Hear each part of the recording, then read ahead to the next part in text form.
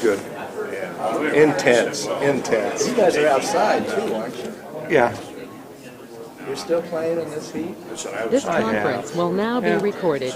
You train for it. You just drink a lot of water. Go down to Florida and hang out and get used to it. We played in Florida too. You want to play that in the morning though? Brookston has 2 pickleball courts. Oh, they do. Wow. Right there on 18. Wow. Yeah, right there with there's a tennis court there where the hardware store used to be, Crazen or whatever. Yeah. Yeah, they have 2 pickleball courts. Interesting. Oh, do they? Nice. And I said, I said, it's still my, I still attached to it. So I got both of their names. Howdy. I'm doing a subdivision primary extension. She thinks I need to leave the room. I think you should. Okay, it didn't bother me. I can go and get a drink. And usually when I'm out in the hallway, I run into somebody, and I get a remote. He said, she's apparently 53, 54, 55, now he wanted. And I know mine. She ran in the hallway. She says, I'm looking for Tom. Tom Andrew. Well, Tom's not here tonight. She said, you need to put, who's the last Clarence Thomas. You need to put Clarence Thomas in jail. What are you even talking about? Yeah, I don't know Clarence Thomas. No, he needs to go to jail. That's good advice. Yeah, that's what she told me in the hallway. She's just a little bit. Okay. It's not just me. No. It's funny. I think they built one.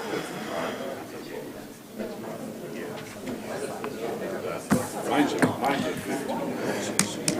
I guess I have to leave. Can you put that on the agenda where I leave?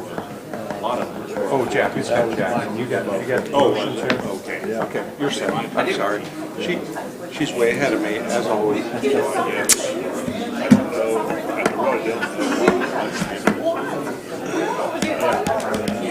How are you? That's what I understand. That's right. What the heck? We had a little bit of a discussion last night just about Counselor, are you All right, we are ready, sir. possible environmental concerns. Probably some oil.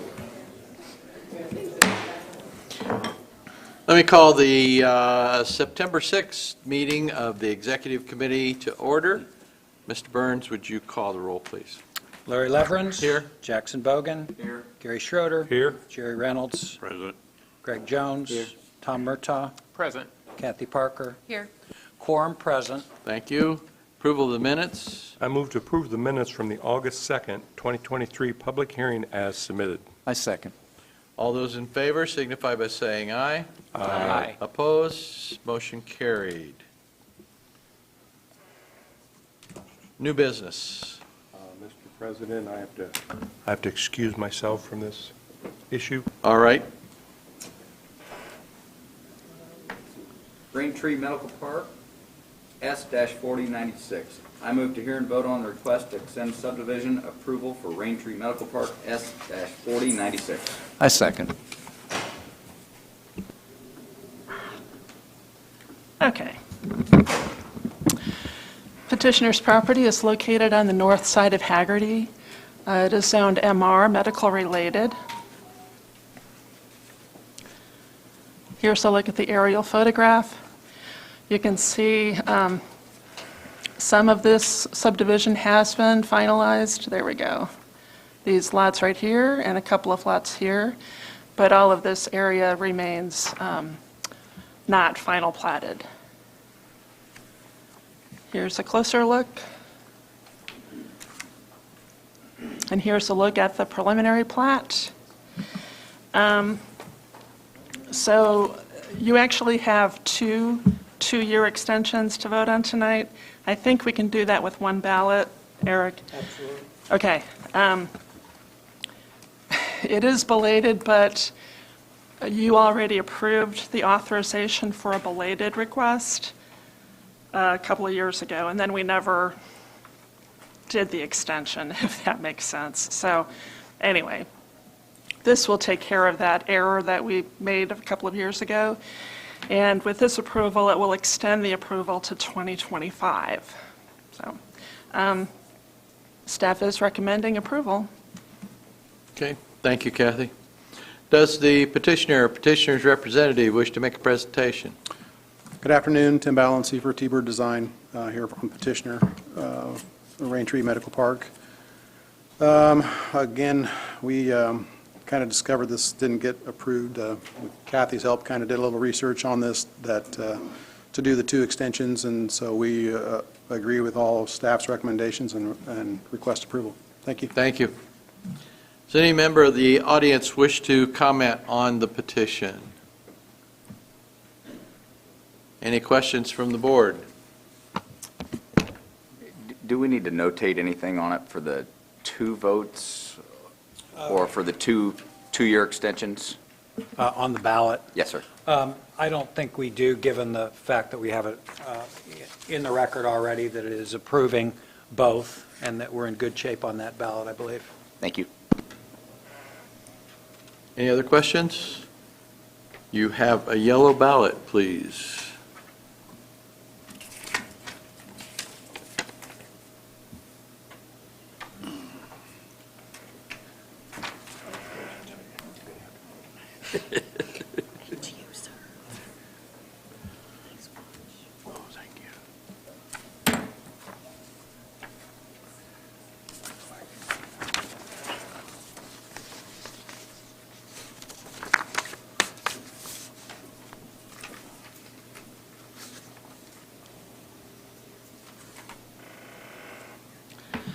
There are 6 ballots approving the extension requests. Thank you, Kathy. Kathy, would you tell Gary he can come back out of the corner now? Yes. Oh, Gary's gone. Gary's gone. 7 minus 1. 6. Yeah, higher math. Higher math. Carry something.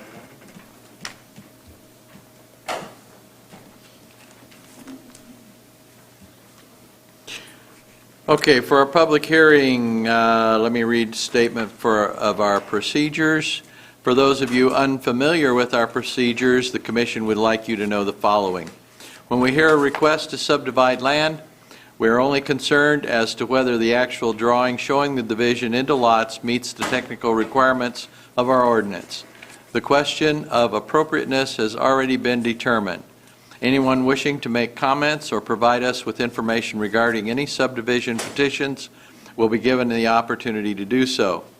We are a 7-member body, and a majority of 7 is 4. Regardless of how many commissioners are actually present, at least 4 votes in favor or 4 votes against are required for our action to be official. If fewer than 4 of us agree to either approve or disapprove an action, that case must be heard again next month.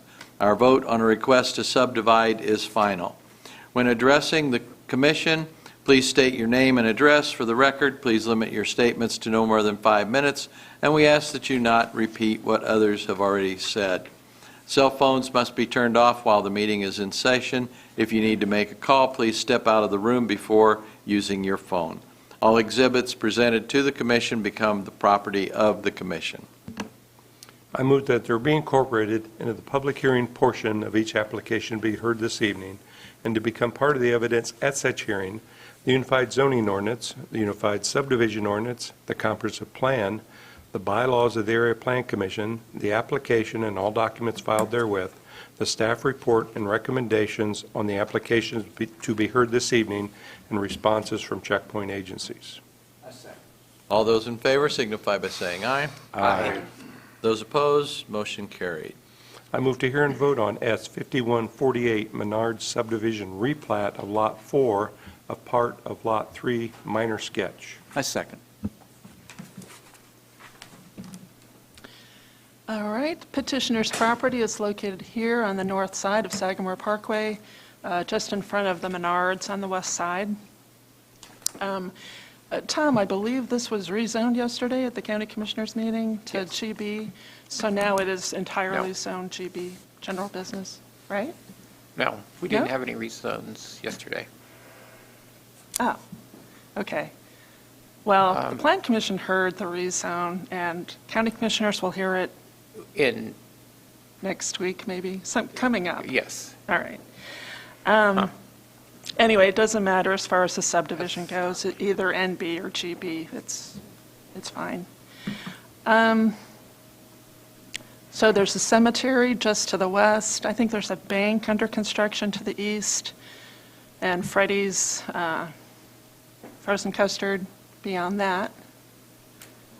Here's a look at the aerial photograph and a closer look. Here's a look at the sketch plan. So basically, it's one lot that they're chopping into two lots. One of the lots is for a 7 Brew coffee shop.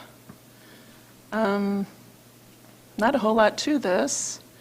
They are showing this 100-foot setback line here. That's 100 feet from the cemetery, which is sort of a Indiana state code thing. You can't develop property within 100 feet of a cemetery without going through some process at the state level. But otherwise, all the setbacks are shown, and there are 6 conditions of approval. We are recommending conditional primary approval. Thank you, Kathy. Does the petitioner or petitioner's representative wish to make a presentation?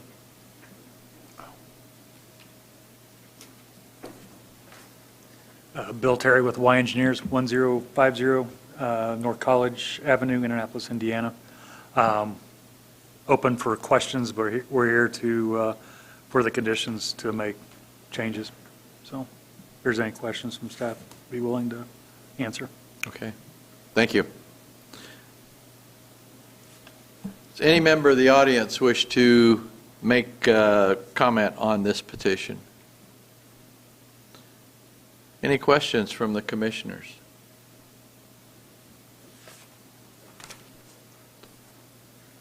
Hearing none, you have a white ballot for conditional.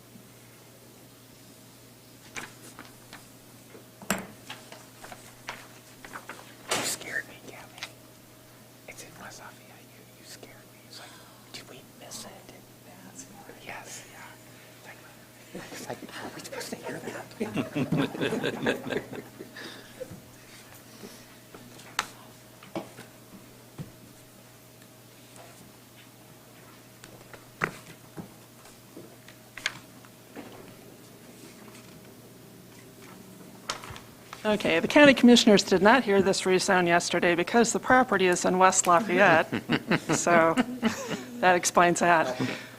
There are 7 votes for approval, conditional approval.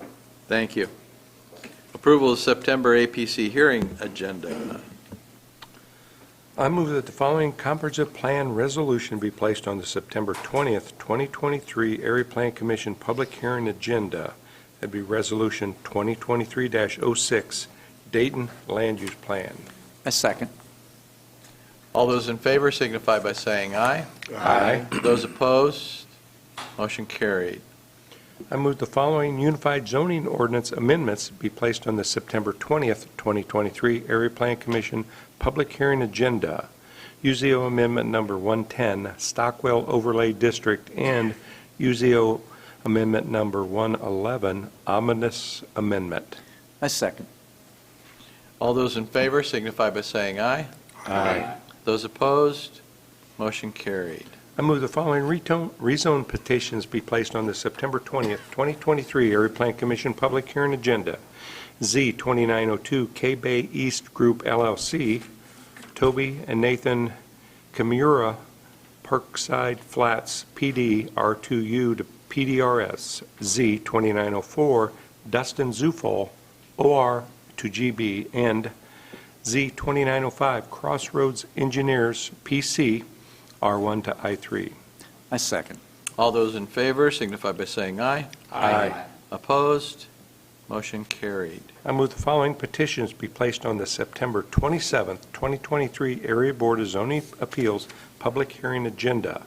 BZA 2118, Hinju LLC, BZA 2119, Imran Kazim, BZA 2120, Ariel Tingle, BZA 2121, O2H Ventures LLC, BZA 2122, Integrity Care LLC, BZA 2123, and Integrity Care LLC, BZA 2124, Football Elite Sports Club LLC, BZA 2125, Almost Home Humane Society Incorporated by David Bowman, President, BZA 2126, Clinton M. Cordy, and BZA 2127, Sabine Enterprises LLP.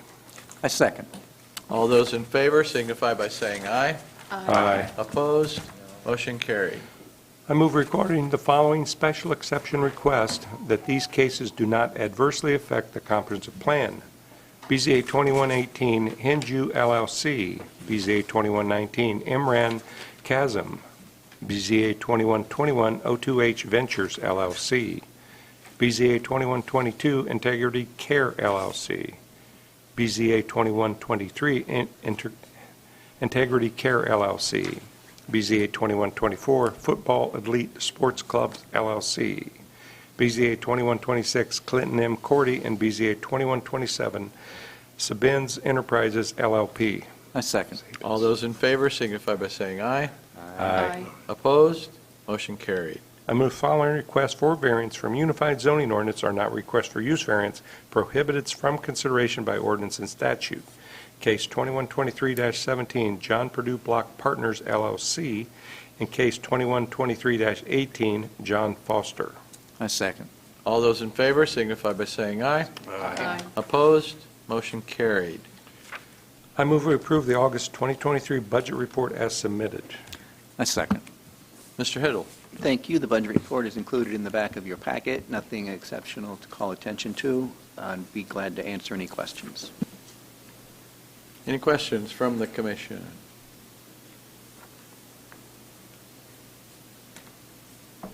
Hearing none, all those in favor signify by saying aye. Aye. Opposed? Motion carried. Other business? Any other business? Any other business? Nope. I move to adjourn. We're adjourned. Are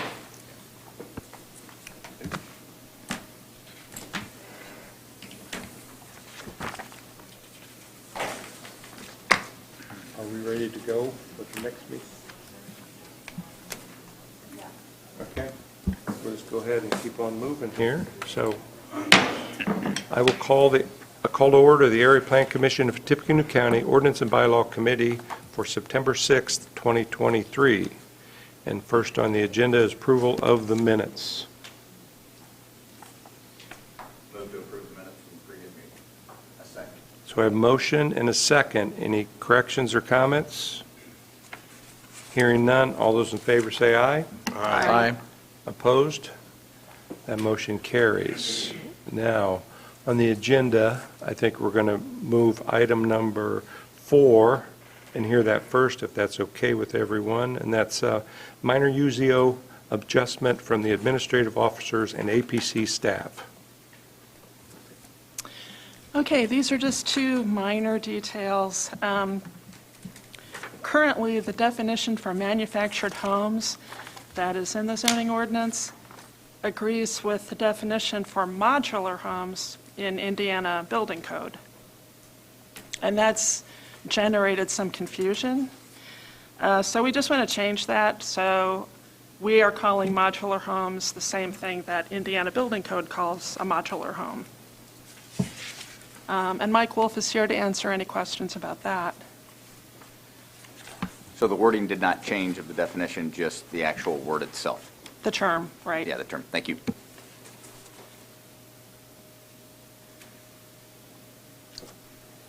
Any questions about that particular thing? Any comments from the public on that issue? Questions or comments from the commission? What's the second correcting a previous amendment regarding agricultural realm? Yeah, I'll get to that. Oh, okay. So what do we need to do on the first one? Do we just need a motion to approve that and send it to the full plan commission? Yes, please. So I will take a motion to send that on to the plan commission with a favorable recommendation. So moved? Second. So we have a motion and a second. Any other further discussion on that? Hearing none, all those in favor say aye. Aye. Opposed? That motion carries. Now, agricultural rental houses. Okay, so a couple of months ago, we passed an amendment adding several requirements regarding agricultural rental halls. And we meant for that to be just ag rental halls requiring a special exception, those that are in the agricultural districts. Unfortunately, the amendment didn't say that. And now we're actually getting ag rental halls that are zone GB. And they sort of have to meet these requirements that we never intended them to have to meet, like separation and all sorts of things. So what we want to do is just add a sentence that makes it clear this is only for ag rental halls requiring a special exception, and not those permitted by right in GB. Any questions about that? So that's included on the last page as the ordinance number. Correct. Okay. Yes, both of those items are included on that ordinance amendment. And it's already put on the September APC agenda. It was sort of fast-tracked because we already have someone who's trying to start a ag rental hall in the GB zone, so. But it can be continued if you want us to. No, I think it's clear. I was just trying to read the ordinance where that sentence is added. I think I highlighted it. Yeah, is the highlighted actual additional language? Yes. Okay, so everything else is the same except for your yellow Correct. highlights, and that is additional Okay, language. the special Correct. exception. Got Right. it. Thank you. Anything? Okay. Now I understand. So, any other discussion on that? Questions? Comment from the public? Once again, I'll just take a motion to send that to the Plan Commission with a favorable recommendation. So moved? Second. So we have a motion and a second. Any further discussion, questions, or comments? Hearing none, all those in favor say aye. Aye. Opposed? That motion carries. Okay, very good. So now we're on to, back to item 2, Stockwell Form-Based Overlay District.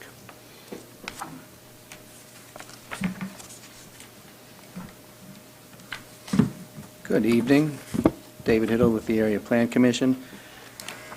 You have before you tonight a look at proposed ordinance amendment, which would be a set of architectural guidelines for the town of Stockwell.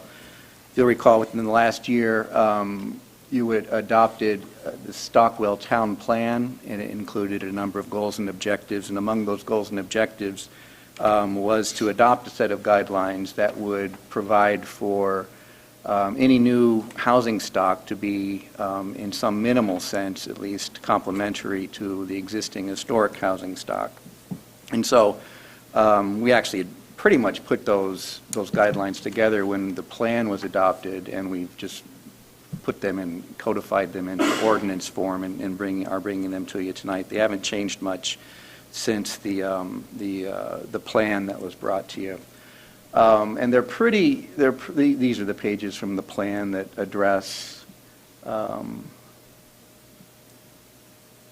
did I do? That address the ordinance, the architectural guidelines. Can you forward it?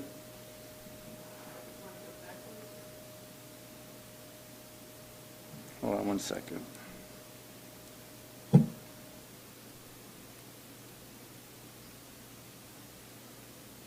Okay, can you advance it?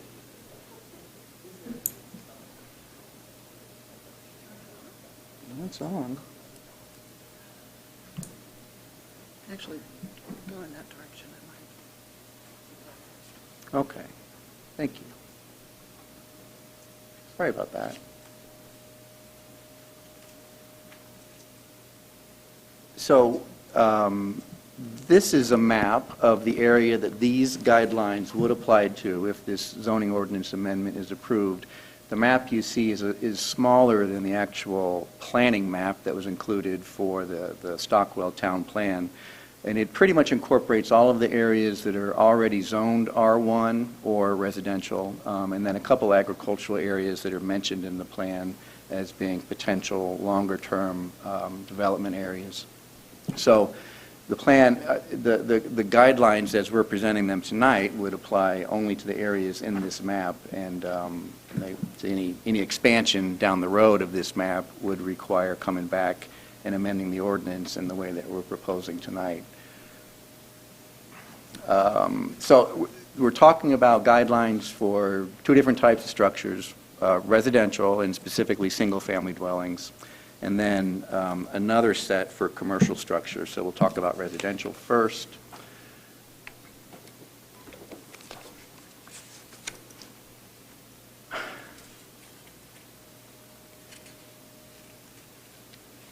So there's kind of just, if you've not been to Stockwell recently, we're trying to draw on the existing housing stock for inspiration in these guidelines. And so we're just going to kind of walk around town a little bit to take a look at typical housing stock that's there. Most of it built, pretty strong bulk of it built between 1870, 1880, and 1920, so it's definitely older housing stock. What's a little bit unusual about Stockwell is that there's really never been any post-war, post-World War II major subdivision built there. So it's really the old original town plat and then surrounded on all sides by agricultural field, potentially ripe for development depending on how things progress and how the plan is upheld. But on the south side of town, there are platted lots that are not developed, that are developable. And throughout the planning process, working on the town plan, we heard from residents that, well, there are really two camps. One camp said there should be no growth at all, and another camp said there should be growth, but if there's growth, it should be complementary to what we have here, and not just standard run-of-the-mill kind of, housing that you see in the fringes of other towns and cities. So what won the day is kind of a compromise, and it was that there should be limited growth, and in fact on the future land use maps there's only very limited areas that are shown as recommended for eventual residential development, and that growth should match what's in the town to some extent. So this is an example of just kind of walking around town. It's the housing stock you might expect to see in any small town in the area. It's a pretty wide variety of architectural styles. A couple themes emerge that are common to pretty much every house that's there. They all have front porches. If they have garages, they are subordinate to the house. They are either behind the house if they're detached, or if they're attached, they're pulled back from the house and certainly are sort of a minor feature of the house.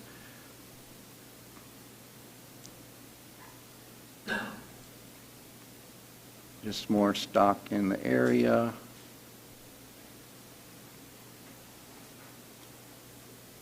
And then a couple more, and you can see they're just sort of American vernacular, late Victorian, cottage, bungalow, a variety of styles of that nature.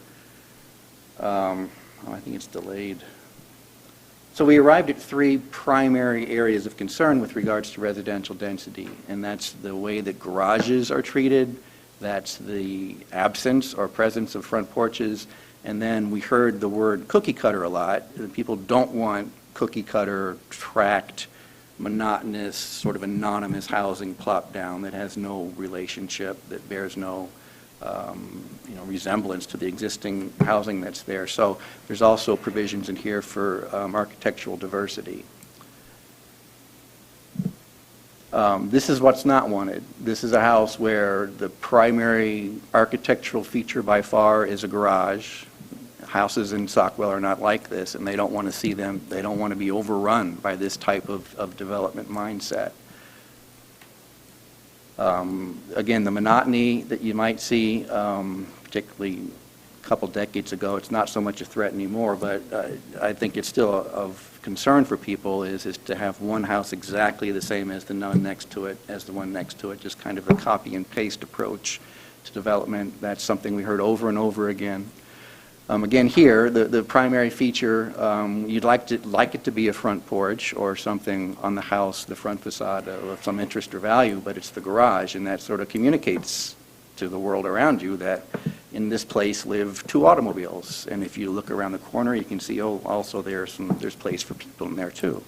But it's certainly automobile-oriented and sort of it features that, which is very much out of step with what Stockwell is and with what Stockwell has told us it wants to be.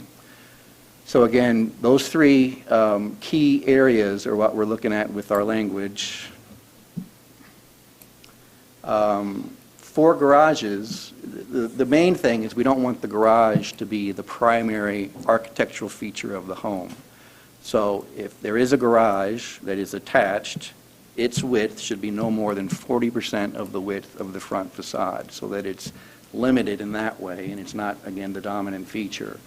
If it's detached, it should be behind the front facade line, which is a typical standard you'll see in traditional neighborhoods like Stockwell. And then it should also be offset from the front facade, so that it's not just one blank, long face that is more typical of modern, again, what we're calling cookie-cutter development. Front porches, essentially, we're saying you have to have one. Minimum 5 foot deep, minimum 8 feet tall, and a minimum 25% width of the front facade. And that's pretty much the minimum that we're seeing in existence in and around the town of Stockwell. Again, front porches communicate something to the area around you. It's a feature that is inviting, it's a feature that's welcoming, and it suggests a sense of neighborliness in a neighborhood. Again, it's very common, if not ubiquitous, in Stockwell, and it's a feature that as we talked about these things, townsfolk said that they would like to see in new housing. And then with architectural diversity, the basic rule is if you're building Model A here, don't build building Model A on the neighboring lot. And we're identifying what a model is, what a building model is, by those 5 characteristics there: massing and silhouette, architectural articulation, footprint, fenestration, which is just the configuration of windows and doors, and then exterior materials and colors. So if any 2 of those things are different, we would consider one building model sufficiently different from another. So you can't have the same exact house on consecutive lots and on a given block. That a given model cannot take up more than 30% of the lots on that block. So again, we're looking for some architectural variety and diversity, not just houses next to each other, but within a given block. This, I didn't note at the beginning, I should note, this will apply only to new development. So if you have a house and you want to come in and make an improvement on it, make an addition of some sort, you're not going to be obligated to these requirements. It's also applying only to, if this is adopted, it would only go into effect for buildings not as of yet permitted. So if there are building permits that have been issued, they're not going to be beholden to these rules. It will only be future permits that are applied for and issued in the event this is adopted. We're also looking a little bit at the commercial architecture. There is a defined core commercial area in Stockwell. It really consists of 4 different buildings. They are all brick. They are all built to the street. They all have front doors that address the street.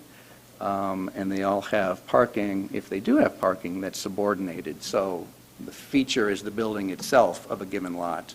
If there's parking, it's to the side of the building or in the rear of the building. And again, this is super common to traditional neighborhood commercial design, traditional town design, where you're promoting walkability, you're promoting sort of as the main unit of being is the human person rather than the automobile. So that's how this was built, if there's new development in the downtown core, the consensus is it should be similar.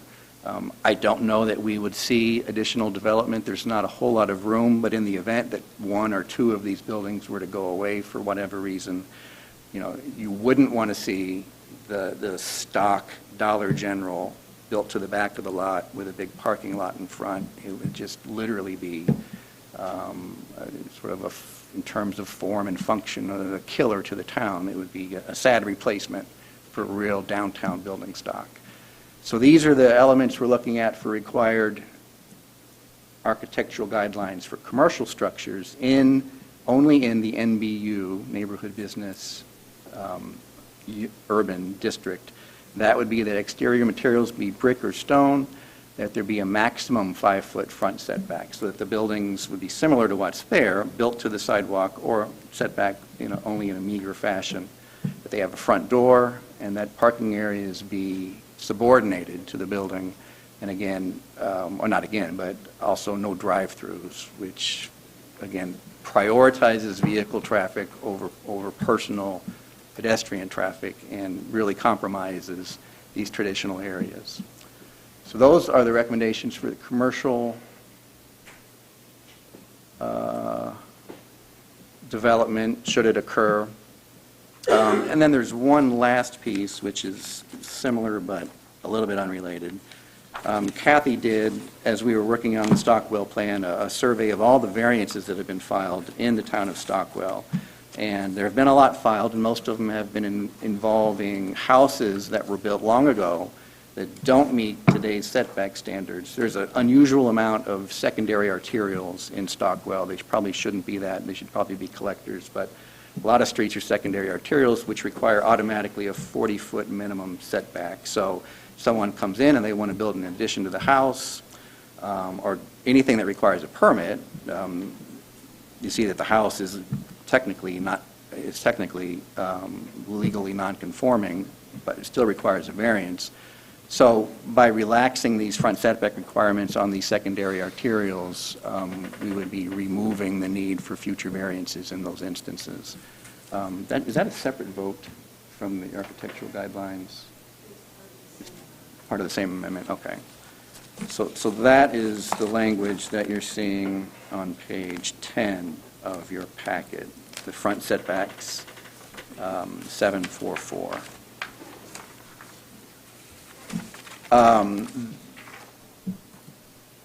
These guidelines, I'll just note, they're in play only in a few places right now in the county. Highland Park had adopted through the APC a little over a year ago, maybe a year and a half ago, a set of architectural standards that are kind of similar, and they're very limited, they're very modest, and they had to do with garage placement and the siting of the house, the siting, S-I-T-I-N-G, of the house. And I think the Centennial neighborhood, maybe 6 or 7 years ago, adopted a set of architectural guidelines. They're not uncommon at all throughout the state. A lot of communities have carte blanche, not carte blanche, but architectural guidelines that apply to all residential districts. Some of them are way more sophisticated than I think they would need to be, and they deal with everything like exterior materials for houses and roof pitch, eave depth, lots and lots of different factors.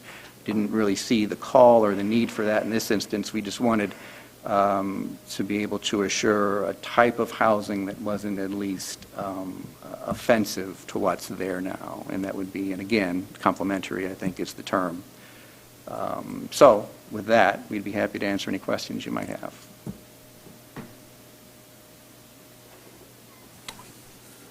Thank you. Any preliminary questions? Otherwise, we'll take comment from the public and then we'll discuss it. Thank you, David.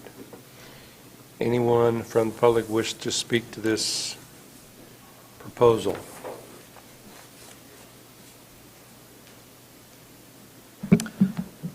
Hello. Oh, is this on? Yep. Okay. My name's Ryan Kennedy. I live at 612 Northridge in West Lafayette. I I do Kennedy Homes for my day job, but I am here today on behalf of the Kennedy and Miller families. My dad and his aunt grew up at the farmhouse right on top of the hill, right next to Cole Elementary School. And then my mom grew up about a mile south of there. We've had members of our family going to Stockwell United Methodist Church for roughly the last 80 years. With your permission, I'd like to approach you guys and hand out a couple papers. Is that Sure. okay? Just give a copy to the staff if you would. Yeah.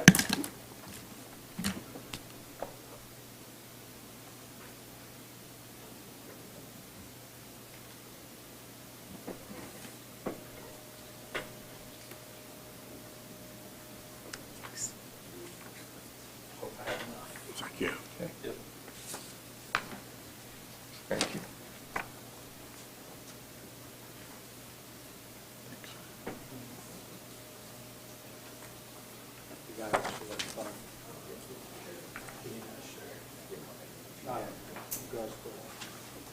You're voting on none.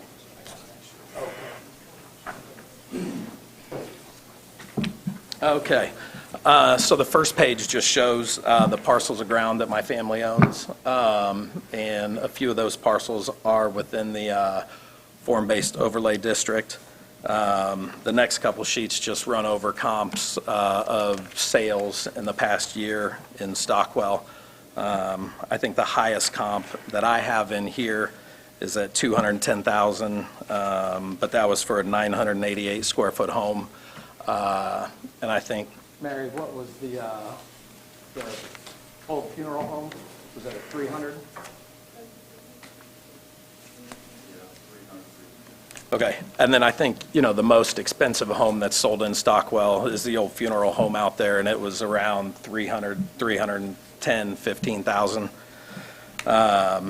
And then the last couple pages refer to gentrification, and I looked up, the definition of gentrification on Wikipedia's website, and then I just did a quick Google search of basically how zoning laws and ordinances can affect or accentuate, gentrification. It was my grandparents' wish that none of their ground would ever be sold to anybody outside of the family. My dad and his sister, intend to honor that wish, and so do my sister, myself, and our cousins. I am a custom home builder, so a lot of these architectural standards that we're talking about here don't necessarily apply to me and my business, because I build above and beyond almost any architectural guidelines or standards, whatever you want to call it, that are on the books. But I also do have to say that I do think that these standards are a bad idea. I think that we have to ask ourselves, what are the long-term ramifications of implementing standards like these? I believe that this will slow down development by raising costs and eliminating buyers from the market. David showed some slides of existing homes, in Stockwell. And a lot of those homes, they're, like David said, they were built a long time ago, and we don't build homes like that today. A lot of those older homes, they've got small, choppy floor plans, little to no closets. People didn't even have cars when a lot of those houses were built. That's not what people are demanding today when they come to us as builders and ask us to build them a house. Another thing too that I want to make, I do believe that these architectural standards are going to increase, our building costs. There's no way that they won't. And by doing that, Stockwell has been primarily a working class or a blue collar town. If the houses get so expensive, the makeup of the town is going to have to change, especially, if the LEAP district takes off in Lebanon. I do believe that you're going to start to see folks that are working in Lebanon look to kind of the outskirts. I think Stockwell's maybe a 20, 25-minute drive. But what happens, when we start building $400,000, $500,000, $600,000 houses out there, the makeup of the town of Stockwell, is going to change. I'd also like to reference a community that I have been involved in the past. It's an EPCON community on 600 North. EPCON is a 55 and older, housing product. All of the houses out there start at $400,000 and go up to $700,000. It's a very nice product.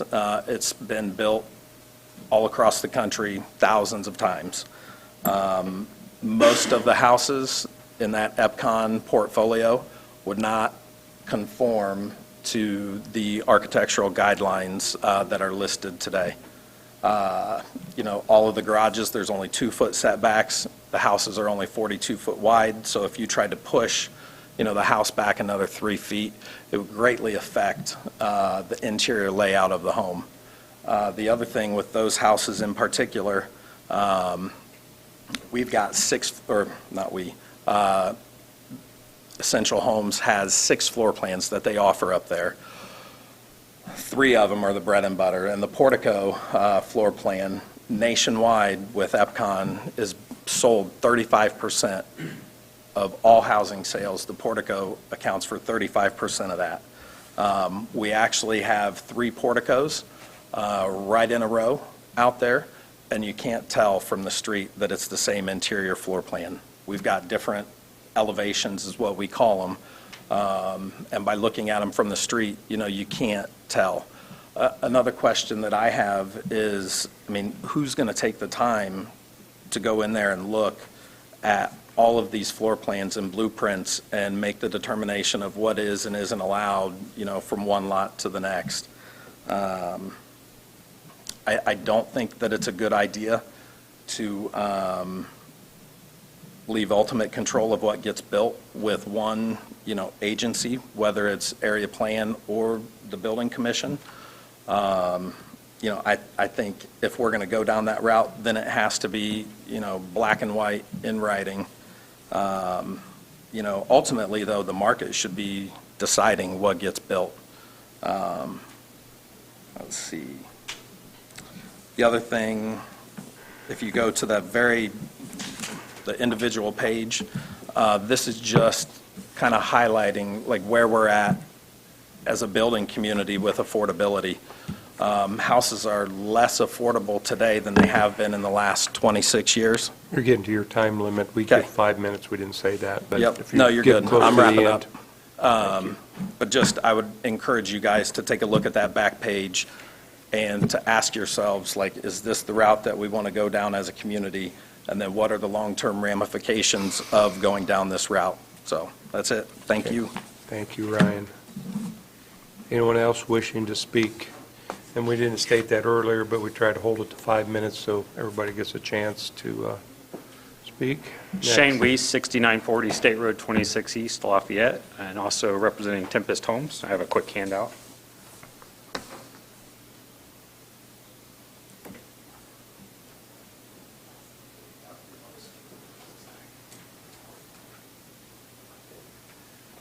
As you know, we build for a lot of first-time home buyers in the market, a lot of single-family homes, and we project that the standards proposed would probably raise housing prices somewhere between $30,000 to $50,000 per house. And why this is important, if you look at the housing study that was done recently, one of the most unique challenges we have in our community is lot and house prices that may not be attainable for many households. So we already have this issue, and we're going to add this additional cost onto it that's going to make it less affordable for buyers. Also, if you look at the chart I just gave you, it shows us in our county, over 40,000 people make less than $100,000 yearly income. A less than $100,000 income affordable home bracket is less than $250,000. Only 17,000 households make more than $100,000 yearly income. So that home bracket is above $250,000. So out of 57,000 households, 70% of our county cannot afford a home over $250,000. The Indiana Builders Association, there's a statistic that they released. For every $1,000 price increase on a home, 3,217 households are priced out of the market. So this $50,000 increase per home are going to take a lot of people out of the housing market in the community. And we do want to look at our accolades that we've achieved in the last year. Lafayette ranked #1 nationally in the last 2 quarters for the Wall Street Journal Housing Index of the most affordable housing communities, and Realtor.com annual average as #9 hottest housing market in America. So right now, we're obviously doing the right things. We're attracting people. We're offering affordable housing. We feel like as builders, we're building a great product at an affordable price, and changes like this are really going to take away from that. Thank you. Thank you, Shane. Can I ask a question? Yes, go ahead. Hey, Shane, can I ask you a question? Yeah. Quick. So your beginning market home, let's say, 15 to 1,700 square feet, is that about right? That's correct, yeah. With a 2-car garage, what does that go for these days on an R1B lot? Anywhere from 270 to 300 currently. Wow. For that price range. So these standards would move that more into the probably 320 to 350 range. Okay. Thank you. You're welcome. Tim Keating from H&K Homes, and I've been building down with my partner in Stockwell for about 5 or 6 years now, and we've been pretty successful in our whole mode of working down there. Is we want to provide decent, affordable homes for young families, and we've never sold a home over $250,000 down there, and we just really fight to keep our costs down so we can provide that to the young families of the community. And I don't know if it's going to raise the price that much, is what some people are saying, but it could definitely raise the cost of a house $10,000 to $15,000, and it's just going to push a lot of people out of that price range. And I think if everybody is really dead set on implementing these new regulations, that if we could get some relief, possibly through a waiver of sewer hookup fees through Larrabee Township, waiver of building permit fees, possibly a property tax rebate of $5,000 for the home buyer. But, if you really want it, there's ways to make it work. But without a doubt, we can afford, our margins are pretty thin on these things at building at that price range. So we can't afford to absorb the cost, but it's really, the commission's going to be passing on this price increase to the future homeowners down there. Thank you. Gary, I have a question. Oh, he has a question. I have a question. Since you build out there, and I've noticed these homes sold, everyone is on city sewer on the new homes, and these are all on wells, or is there city water provided also? No, city water is not available down there, so they're all on wells. Okay, so it's all wells and city sewer. Yeah. Okay. And typically our lots aren't, the 1/4 acre cookie cutter lots you see. Everything we built on is 1/2 acre, and the ones we have coming up, they're all going to be like 3/4 acre lots. And that's another issue I kind of have too, is, they want to reduce that setback to 15 feet, so your house is going to be like right up on the street, where we've been setting them back about 50 feet to really take advantage of the full lot. Okay. Yeah, I think that setback's a minimum, so I think you can continue to set them back where you want. Well, Is that if you read correct? through it, though, it's not a minimum, it's 15 feet. Is that, no. Maybe it was intended as minimum, but it's written as 15 feet. Okay, And it let's- does apply to existing homes. Okay, let's get a clarification from staff. Kathy, if you could, if I understand what he's saying. Okay, so this section that is talking about averaging setbacks, that is only on secondary arterials, which would be Yorktown. I mean, there's several roads, but it's not where you're building. Okay. So it would not apply. You would just have a 25-foot setback. We'd still have 25. Okay. 15 feet. Okay, thank you. Next, please. Thank you. Good afternoon, ladies and gentlemen of the board. My name is Greg Haltom. I live at 4304 Mayflower Drive. I'm a co-owner of H&K Homes along with Tim. As he said, we've been building down there for a few years now.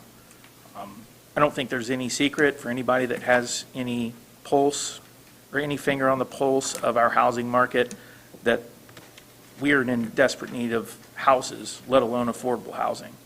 Right now, we have more home buyers than we have homes for sale, and that's been that way for quite a while. In a 2019 study that was commissioned by Lafayette, that was done by Green Street, our county had a deficit of almost 5,000 homes. That was in 2019, and then the pandemic hit. Another study conducted by the Greater Lafayette region of the Indiana Regional Economic Acceleration and Development Initiative in 2021 projected that by 2030, they wanted a population growth in our 6-county area of 14,000 people. Now, the 6-county area made up is effectively Tippecanoe County, Clinton, Benton, Fountain. So just the very tight surrounding counties. So you know Tippecanoe County is going to make up the majority of that. There was also a proposed housing unit increase of 10%, which would be 11,000 homes across the region. Last year in 2012, Tippecanoe County, the Tippecanoe County area had 424 home starts. That's it. Of those, just 30 of those were in small areas, towns, whether they be incorporated like Battleground or like Stockwell. So you can see we're not going to make it, especially if we continue to tie the hands of the builders. The cost of proposal to the builders, it certainly will increase our costs. For those that are developing land outside of an area, we bought these pre-platted. For builders that are buying their own land to develop, they're not going to have to use different formulations to make sure that they can meet these criterion. I know we're talking about this being just a Stockwell thing, but how long before it becomes a county thing? And it will. The home designs are going to have to be redressed. That's going to institute a lot of costs on the part of the builder. I don't know how many of you have ever paid for blueprints or designs, but they're anywhere from $2,000 to $4,000. We're a very, very small builder. We have 5 different models. Tempest probably has 50. They would have to look at redoing all of those. The upgrade in building materials that we would have to use would certainly cost us money in the long run. All those costs are going to be passed down to the consumer because we run on such a tight line, we can't afford to absorb any of those. The average cost of a home here in Tippecanoe County in August of this year was a little over $273,000. The models that we've been selling are $250,000. We're going to go right up to that point very quickly if we have to conform to these proposals. Right now, the average person in Tippecanoe County makes about $53,000 a year. With a $273,000 mortgage, taxes, insurance, average roughly about $1,850 a month in mortgage fees. That doesn't include which used to be the other way around, we had more FHA than conventional. Conventional loan, now you have to have $54,000 down to buy that house before you ever get there. And additional costs that we could take on could drive that well over $2,000 very, very quickly. All that I'm asking the board to consider is give builders and buyers the freedom to decide. Builders invest their own money. Tim and I invested our own money, our own skin in the game, and we're taking the risk. Buyers are making the largest investment that they will in their whole life. We want to produce a quality product that looks good. We're not there to tear Stockwell down. We're there to build it up. We've taken some pretty bad spots in that town, and we've made them very, very nice. Buyers want a quality product that they can feel good about and that they're proud to live in. We want to make a profit. They want affordability. If builders produce a shoddy or unsightly product, no one's going to buy it. But they are buying it because it's not unsightly and it's not shoddy. Please allow the market to dictate what the consumer wants and trust the people to make decisions with their own wallets. Are you getting close to the end there? I am. I got one more sentence. Good timing. Tying either party's hand with rules or regulations will only serve to widen the housing shortage in our county. Thank you. Very good. Thank you, Greg. Next.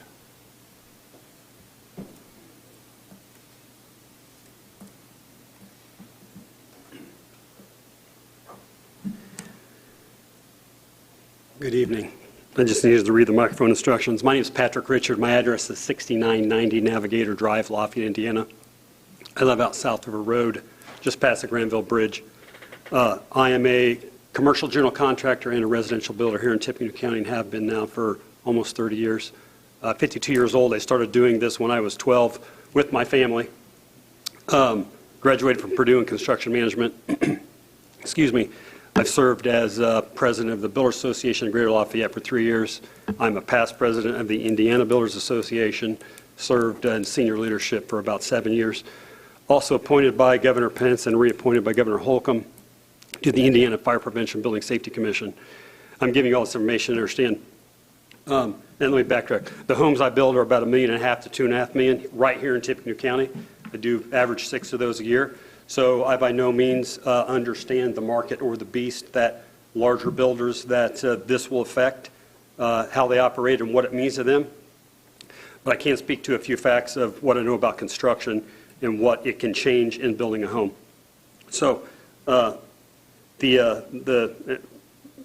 wanted to give you all my experience and my credentials, only to say that my peers in the state found that I was pretty educated and understand how things go together and how to organize construction and businesses and run things inside of our industry. So I want to take the garage, for example. Making a garage side load adds more concrete to the front of the house for a parking area in front of the garage. My next question would be, do the lots need to start getting wider now? Do the front setbacks need to start getting larger now to accommodate this? Do we want to see if concrete in the front yard? Those are the kind of things that start going through my mind when someone says, hey, we're changing this. I start cycling my wheels on the cost and what it does to the look of the house, cost of the house. What does it mean to the person I'm talking to, I'm going to be building the house for? That's just one example. I would say also, I think it would be a good idea to have all of these things defined. That there were five items that he had listed on his presentation: massing and silhouette, architectural articulation, footprint, fenestration. I didn't get the last one written down in time. But I'm only bringing it up as this is a crazy road to go down to that has, it's almost like branches of a tree. How do you build a decision tree model to handle all of the things this could possibly affect when you're building a home? I think it would get very complicated, very confusing. If you start throwing in the fact that they can only build a few models and they have to be a certain percentage and no closer than 3 houses away from the last one, things like that. If it's a path you're going to go down, I think a lot of time should be spent on defining every item of the things that they're asking to be addressed in this type of ordinance. The last couple points, and these are just questions. You don't have to answer them now. You can answer them to yourself. But my first question is, how did this become a need and why is it starting in Stockwell? To a few other points that the folks behind me have already made. Did they ask for this? A better question is, I've seen in communities that I know have architectural standards, Fishers, Carmel, Greenwood. In spending time in those communities, I have to wonder to myself, if we want to make housing like this versus what we're currently doing, where's everybody going to live in a community that fills service jobs, hospitality jobs, jobs where people can't afford to pay for this kind of housing? Where are they going to start living? Because if our community becomes this, and we have more services come in, because naturally that's the hope, more services, more residents, it's a cycle. What happens to those folks? I would offer Fishers as an example. I've been there a bunch. I'm wondering where all those people live that have to take those lower income jobs, because they're certainly not living in Fishers. Do we want to create a community that makes that kind of a statement? I personally don't. I grew up here, born here, still here. The last thing I would ask is, when is it okay to have a government start to decide or govern and say what housing can be or can't be, what products can be used and can't be used, and starts deciding the style of things? I'm pretty sure that is not the intention of what a government is supposed to be doing, and I find it a little disheartening. But I think strong consideration should be given to how this will look, not when we're talking about just Stockwell, but when you have an entire community that's going to eventually go down this road. In my opinion, when government is allowed to do one thing, they don't stop with one thing. And it's not a diss or a blind to anyone in the room or that I work with in this county, because you all do a great job. I'm just saying, when you get a little bit of something, and I am guilty of it myself, when I get a little bit of something, I want a lot more of something. And I don't see this slowing down. You can base your information and your decisions off of the numbers the folks behind me gave, because that's what they do for a living. But I don't believe in any instance that the government should decide what a market needs or doesn't need, because that is what we're here for. Thank you. Thanks, Pat. Pat, did you want to sign in? Thank you. Right there. Thank you. Next, please.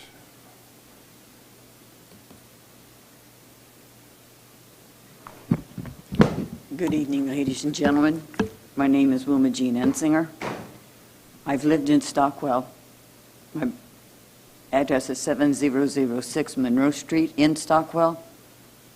We moved there in February of 1972 to raise our children, our two boys, in a nice country setting where you knew your neighbors, you were concerned for your neighbors, and them for you. We have a beautiful church, a wonderful community. We want to keep it that way. We had a town meeting where all the residents came. They filled out papers for Mr. Hiddle, and the one main thing was to keep Stockwell small and like it is. The gentlemen say the development. They got to have development. We don't want giant development. Mr. Murtaugh has been around Stockwell for quite a while. He had relatives living there. The builders don't live in Stockwell. They have no idea what it is like to walk down the street and be able to say hello to neighbors and know that if anything happens, your neighbors are there in just a matter of minutes. That's what we want to keep. We don't want large development. We don't want it. The whole town said that they did not want it. I don't know why or how to describe it to you in any other way. It's almost like Mayberry, I guess. But we don't have a fishing pole. But we do have a lot of love in our community. And that's what we're going to lose. If there's a lot of building, I don't say that, how do I put it? I don't say we don't want some increase in our town, but we don't want to be living in Lafayette. We all moved out of Lafayette out to our county where we could breathe country air and not a lot of diesel. I don't like the smell of diesel or any other kind of fuel. In Stockwell, you don't smell that. You smell fresh air. And that's what I personally want to keep. Thank you for your time. Thank you.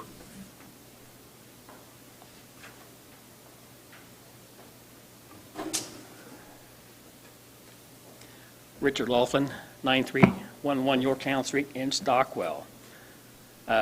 First, I want to address about the government. You are our government, and we expect you to protect us, protect our community. We have no other way to do it. So I do hope you would raise our plans to help keep Stockwell a decent place to live. As Gene said, most people in Stockwell do not want a lot of growth.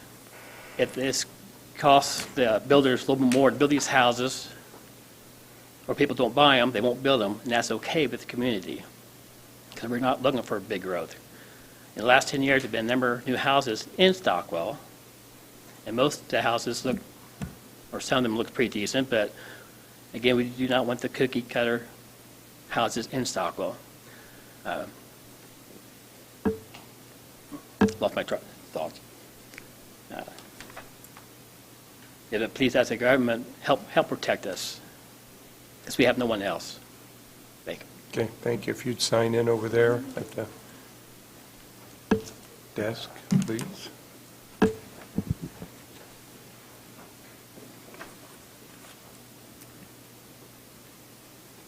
My name's Tom Osborne. I live at 8536 East, 1000 South, Clarksville. I'm also a member of the Laramie Township Sewer Board, of which I think we presently have about 210 homes that are on our system.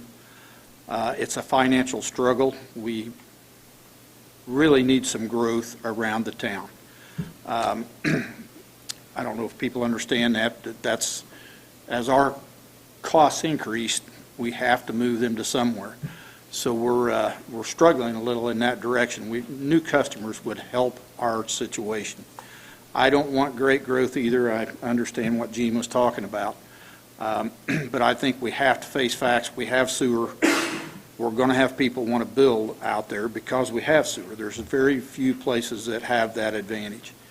I do think that what they have proposed is a fairly minor change for what they are building now. And I give Tim and Greg credit. They've done a nice job of fixing some properties and not saying anything bad about what they're building at all.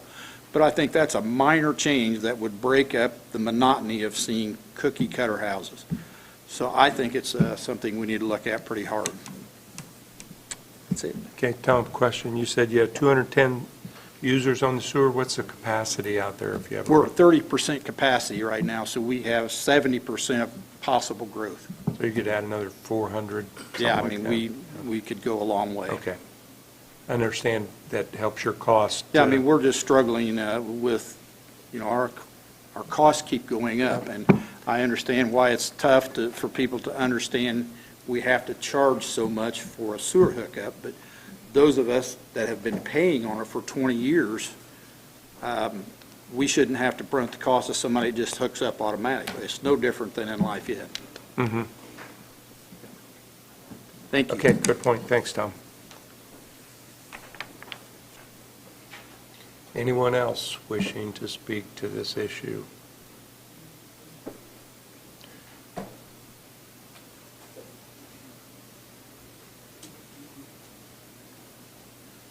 Steve Schreckengas, Citation Homes, 635 South Earl Avenue, Lafayette. I had a wise person once say that I think everything that can be said about the subject's been said. Unfortunately, not everyone's said it yet.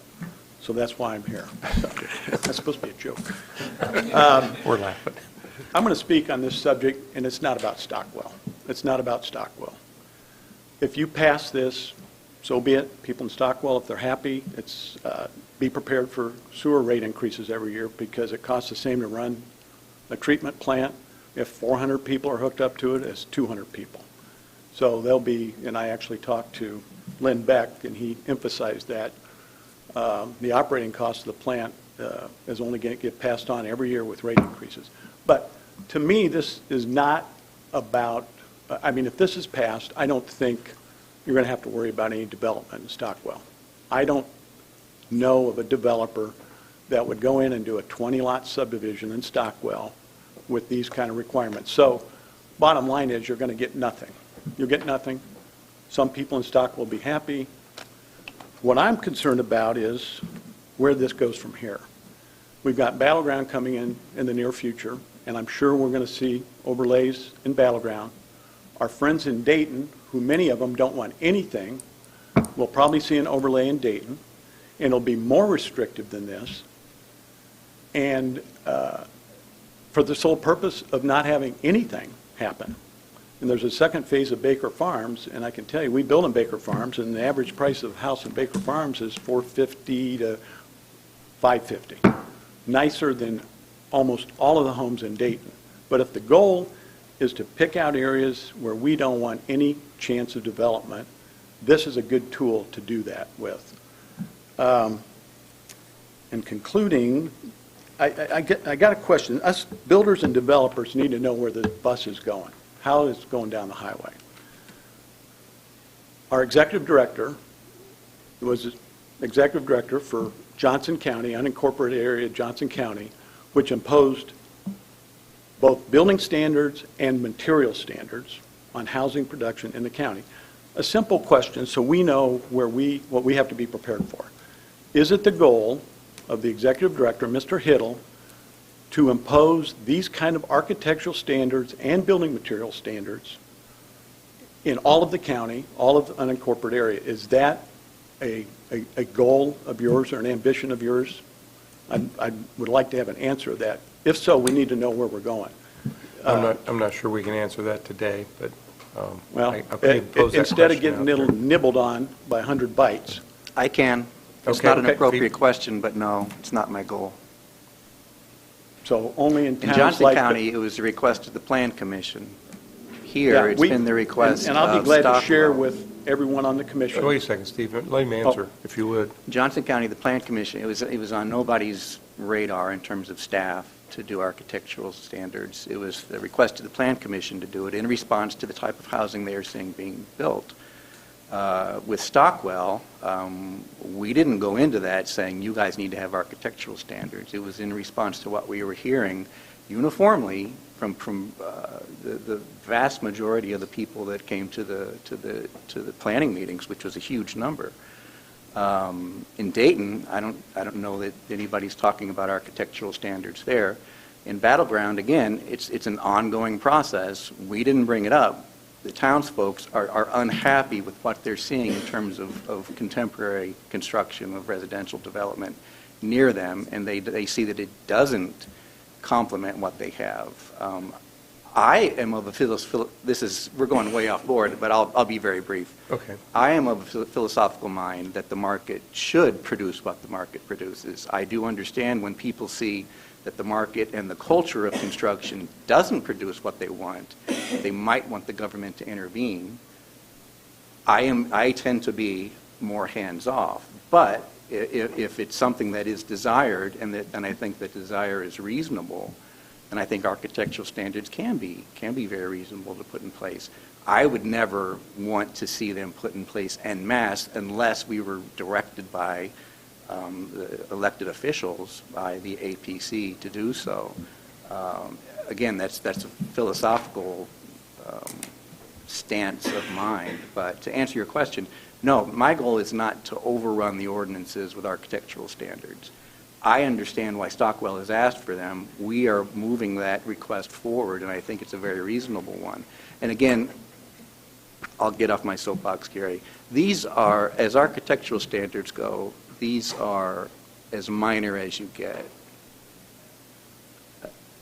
They always start out minor.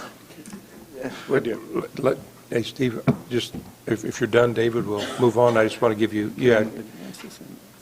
It's not moving.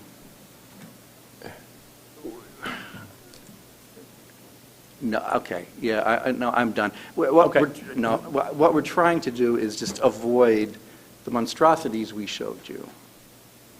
And I think those subjectively and objectively just resonate in the wrong way with people that see them. We're simply saying, don't build to the bottom level. Don't build a house that is dominated by a garage. You can do better than that, and it doesn't cost $50,000 more to do that. I agree. Okay. Are we finished now? Well, We can do better. Just make your comments to us, and thank you, I'm trying to. Mr. Hiddle, for your comments. I do agree. Standards could be better. I bring to your attention, I hope you all attend, we have the Builders Association of Greater Lafayette's Parade of Homes is this weekend. And we've got 17 homes with 11 subdivisions. The top 5 subdivisions: Oak Ridge, Arbor Chase, Rainy Brook, Baker's Farm. Baker's Farm's in Dayton. I think you probably know where all these others are. $500,000 up price houses. Not one of those houses would qualify to be built in Stockwell with these standards. And these are minimal standards, minimal standards. I'm concerned about where this is going based on what happened in Johnson County, Greenwood, and I'm glad to hear that we are not going to try to impose these anywhere else. With that, thank you. Thank you, Steve.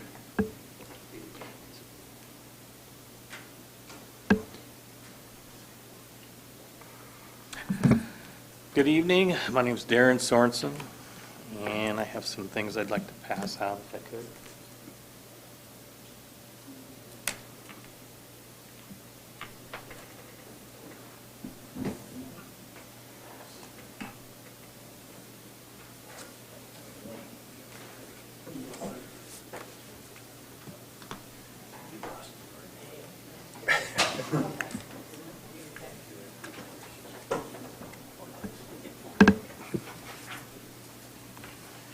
Okay. Sorry, Kathy. All right, so I am a developer, and I look at this, the rezone of Stockwell, and I'm concerned, listening to the people that live there, why do we have so much R1B in this town that was rezoned R1B, or if it's zoned R1B? Why wouldn't that have been rezoned to R1, which then would take away for a lot of the housing that they are objecting to? Because R1B lots are 50 by 120s, whereas R1 lots are a minimum of 75 by 133.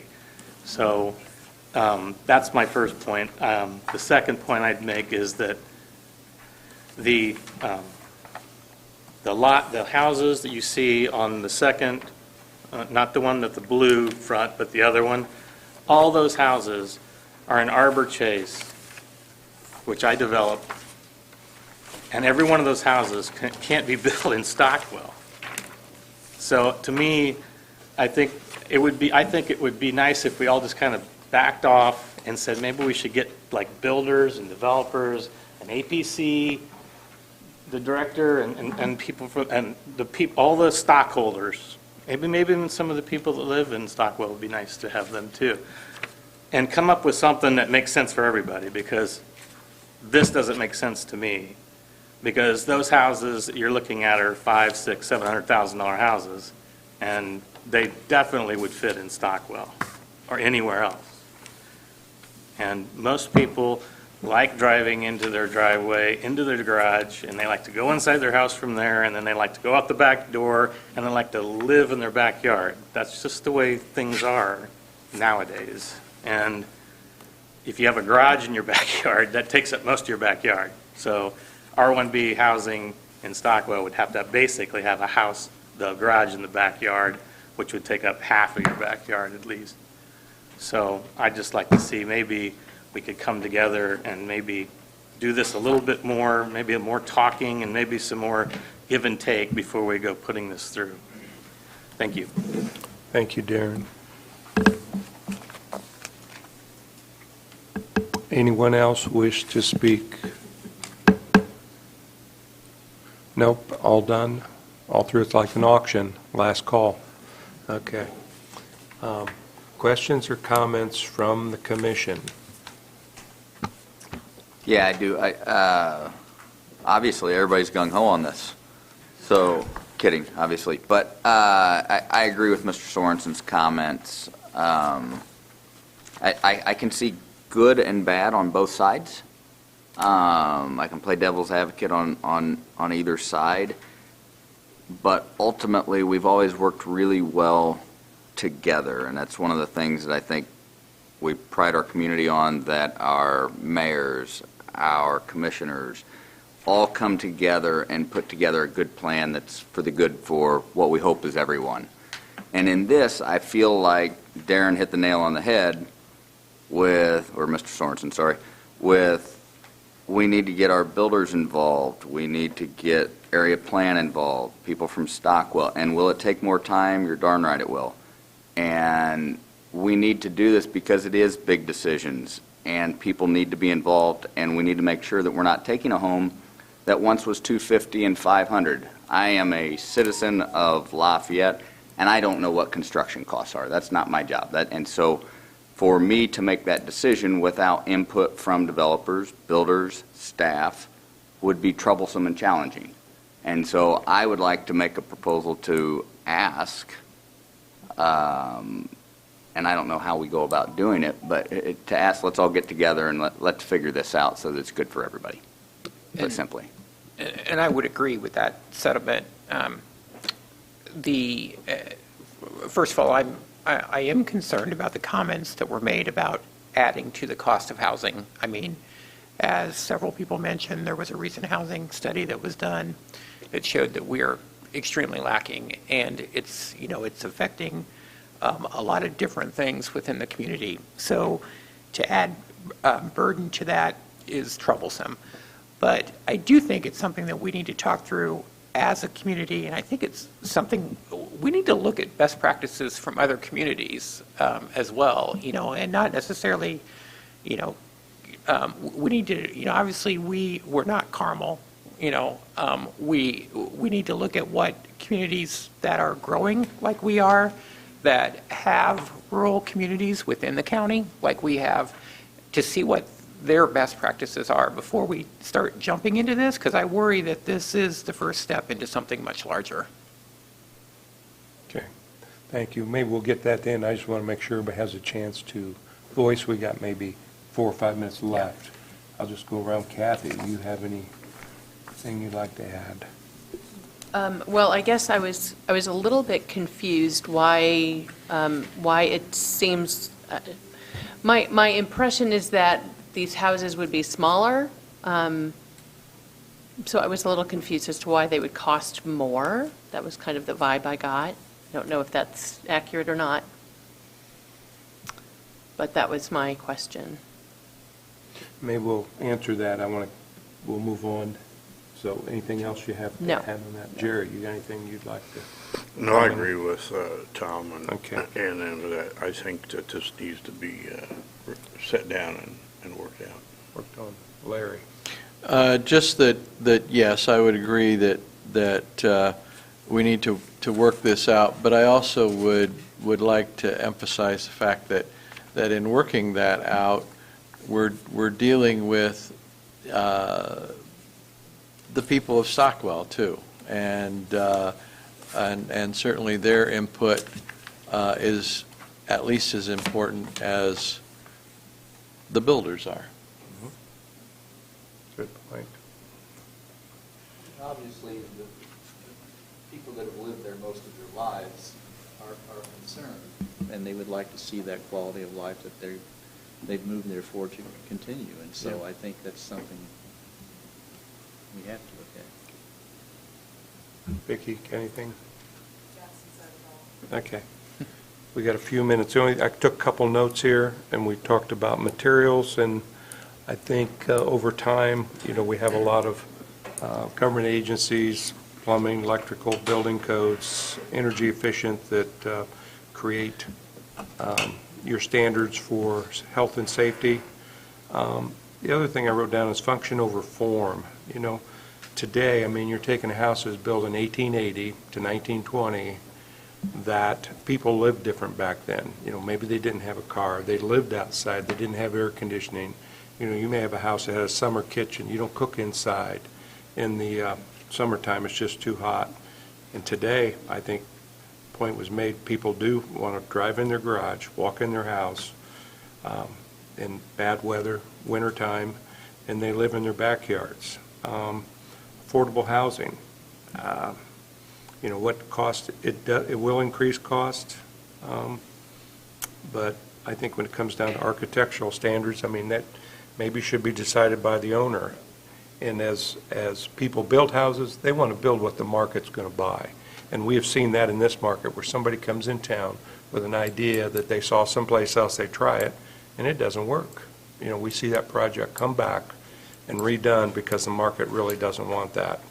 But I think hopefully the builders build, and sometimes they say, I hope we guess right. I hope we build what the market wants, and they can sell their product.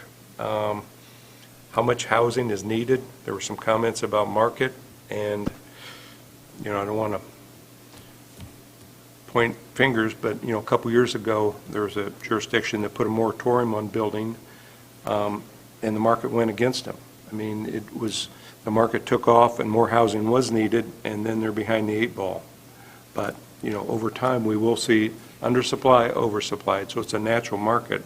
I just think people outside government make those decisions, bankers, investors, real estate developers. I mean, there's studies that are done that look at those sorts of things. So I'll shut my comments off. So did we want to do something with this? It sounds like we need more study. Do we need a motion to do that? I don't think we want to pass that today, is from what I'm hearing. No, I don't think so. Do you want to take a look? Well, Is there an issue that we put it on the agenda? well, we just, Is it just marked as tabled or something on the? well, we can make a motion today to table it, I suppose, and we'll make a Well, motion at the. I mean, we full- previously, though, put this topic on the APC agenda, so. My only comment, if we table, there needs to be an action, not just it's dead for a while. And what's the time limit on a table? Well, table is tabled, but what Larry is proposing, so let's get a motion and we'll hammer it out. No, I mean, is there like a 60, do we have 60 days? No. Okay. There's no time limit. Okay, good. So if you want to make a motion to table it until what I heard comments that builders, commission, neighbors get together and try to come to a resolution and then bring it back when that happens? Yeah, I mean, typically, if something isn't worked through, an ordinance committee just continues till the next month, right? If we have Could- something to hear, maybe if, it may not be done by next month. It would, I don't know that it would be, but I guess maybe, because I don't know what this committee would look like quite yet, but maybe if we could just communicate that by email about maybe what, I mean, I don't know what kind of motion you're looking for, whether it just be that there'd be further discussion to talk about. We can continue it to the next ordinance committee and we can discuss it then. That might be the best way to move And forward. in the meantime, maybe come up with some ideas. Exactly. I think that's the best way to do it. Okay. Would we have to change this if we already Okay, we can't do that now, we'll just do it at the Okay. APC. So I'll entertain that motion to continue it. For Can I ask for clarification on that? So next meeting, we're going to discuss potentially like a group that could come together to formulate a plan to get together. Is that what we're looking to do?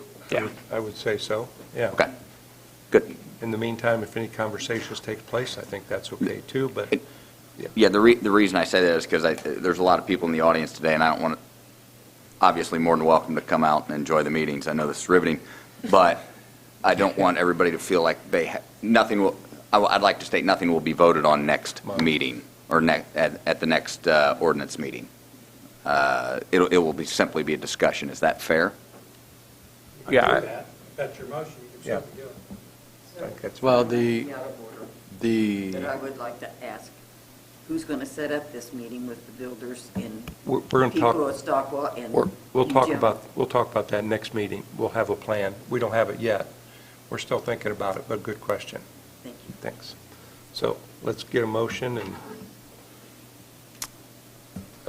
I'm so confused about what the motion is. I thought we were just Make one going up and to, we'll edit it. I don't know that we need a motion, though. We could just, You could take no action, and Take no action, we'll just then it just continue it? goes back. I think what you're trying to say is you don't want everybody who's here in the audience to think, gosh, do I have to go show up? Is there going to be an action taken? Correct. And what you're suggesting is that perhaps your motion, or Mr. Murtaugh's motion, is that this be tabled for discussion only at the next ordinance committee meeting, and that no further vote will be taken on it other than determining steps to go forward. Well said. Yeah. Right. Does So that sound moved. all right? Yeah, the only thing we would do anyway is move it to the full APC. Correct. True. Correct. So Yeah. it isn't like we're going to pass Good point. something. Excellent point. So we okay? We're just going to continue it to next month. We'll have more discussion. No decision will be made. And I see we have one more item on the agenda, but we're out of time, so we'll hear that next month if that's okay, unless it's a 30-second thing. Proposed residential townhomes. Shall we take a vote on that, sir? Second to that motion? Is that your motion, Mr. Murtaugh, that I just said? Oh, so we do need a motion on that. Well, you got Yeah, I will second that motion. Back yes, to the yes. point, Yeah. excuse me, back to the point, if there are people in the audience that want to know that there is either going to be an action taken or not, then the motion that I just said that maybe you want to make your own Okay. would cover that. Okay, I'll second that motion then. I guess that was your motion. So I'll be darned. That was Well Jackson. spoken. So we have a motion from Jackson and a second from Tom that we will discuss this next month, and we won't be making any decisions next month. So I have a motion and a second. Any discussion on that? Hearing none, all those in favor say aye. Aye. Opposed? Okay, that motion carries. We have one more agenda item I think we'll hear next month. Yeah, I think I'm covering that, and we can do it quickly. Okay, If you we want could to just- talk about that now? No, Next at month. the next Okay. meeting. It can wait. Okay, citizens' comments. Hearing none, we're ready for the final motion to adjourn. I move we adjourn. Okay. Adjourn.